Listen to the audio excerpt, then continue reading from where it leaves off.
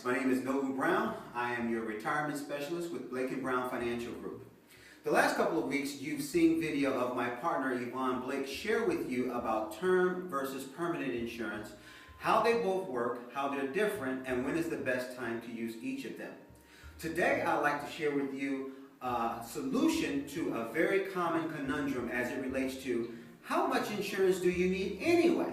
Now, depending on whom you ask, they will tell you, well, you only need to take, 2 times your salary, 10 times your salary. I want to show you a very simple way to answer this question in the comfort of your own home by just pulling out a sheet of paper. The method I'm going to share with you today is called the DIME method, okay? D-I-M-E. And with that, it will help you to determine for yourself, so the next time you sit with an insurance professional or financial advisor, you'll be able to tell them how much insurance you actually need, life insurance you actually need. So we're going to get started here with the first letter of D, okay? And the D stands for death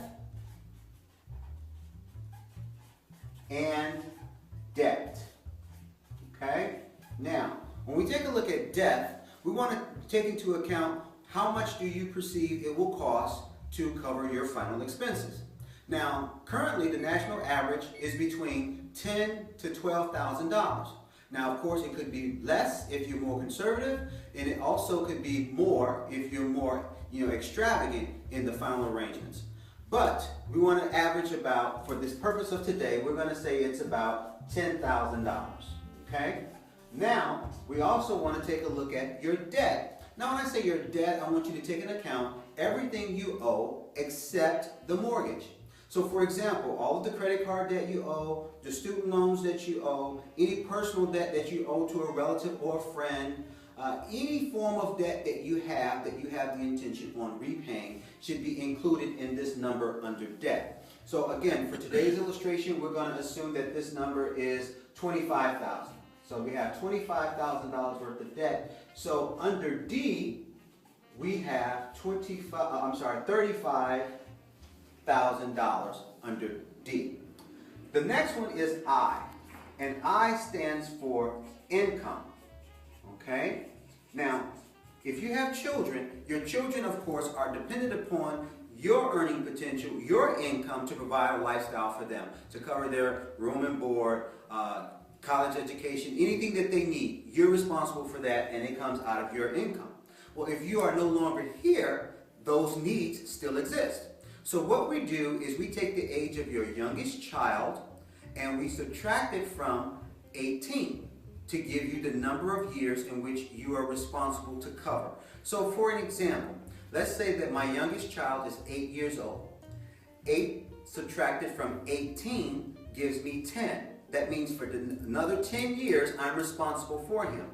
For the purpose of this illustration, we'll say that my income is $50,000. I will then take the $50,000, multiply it times the number of years I'm still responsible for my child legally, which is 10 years, and then therefore I will get $500,000. Okay? Hope you follow me with that one. The next one is M, and M stands for your mortgage.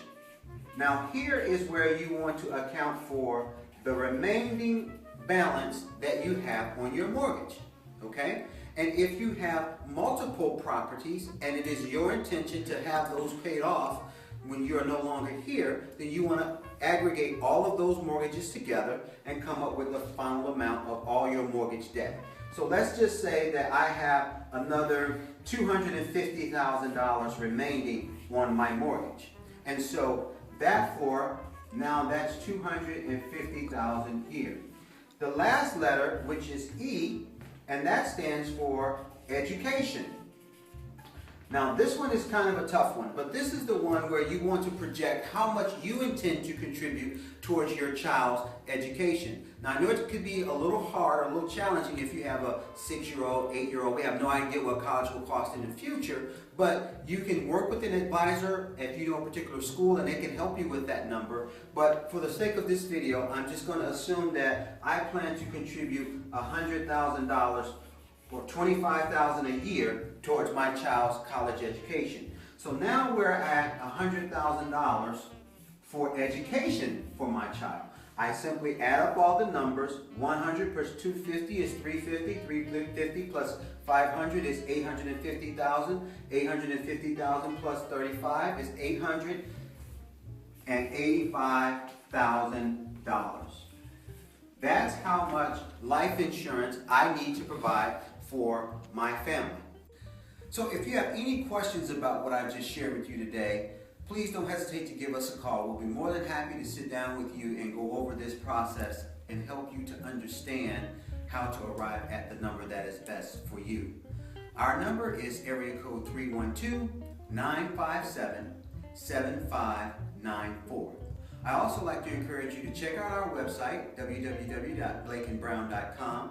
Also, like us on Facebook, follow us on Twitter, but more importantly, share this valuable information with a friend.